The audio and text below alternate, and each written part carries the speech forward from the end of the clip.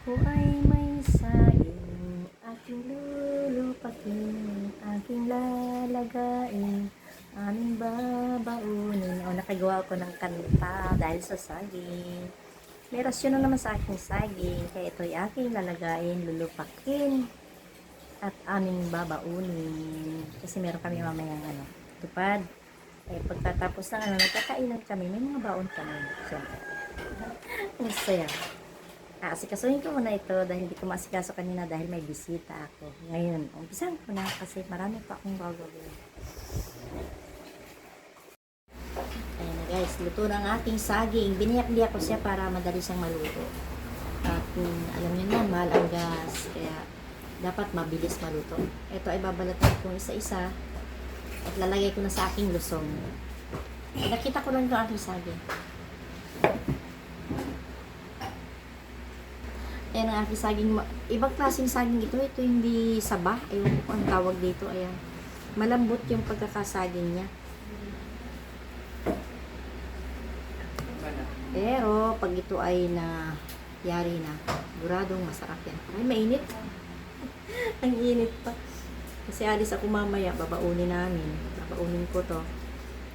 Kami nagkakainan doon. Init. Natin maglupak sa probinsya, sila tagalupak, hindi ako naglulupak, ngayon lang ako naglulupak dito. Ang lambot ng saging. Oh, isang lang, durog na. Hindi ko alam kung anong kalalabasan nito mamaya. Ay, turok agad eh. Sana durog mo ka lang. So, lagyan ko na ng asukal.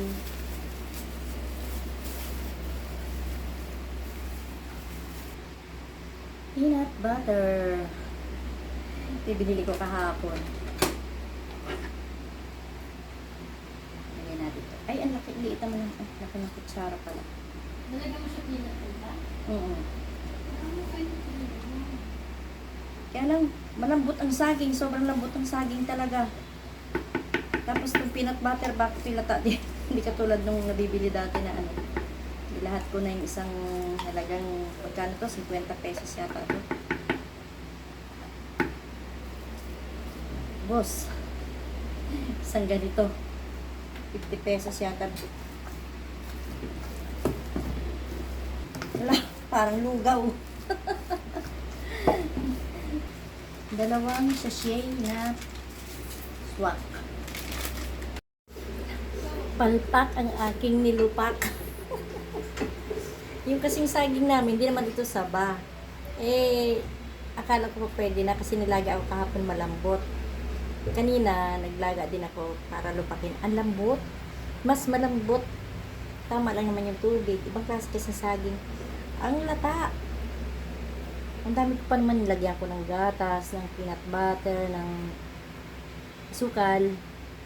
Ngayon, lalagyan ko siya ng star margarine. Ayan oh. Ayan, ito, naglalagay na ako dito sa ating baunan. Pagtsagaan natin. Pero masarap ang lasa. Oo, sarap. Siyempre, kompleto yan sa ingredients. Eh, siyempre, magtitira ako dito sa bahay. Kainin ko yung mga anak ko. Ba't yun na yan? Makatira ka. Ni nanay, kontra ng kontra palagi si nanay. Pinagbibideo, kontra bida yun. Nangungontra na naman. Pabayaan niyo ako magsalita din eh. Kontrabita sila. Kala niyo ba ikaw konti ito? Marami rin oh. Pagtsagaan natin ito. Masarap. Oo. Lalagyan ko pa rin siya ng star margarine sa ibabaw.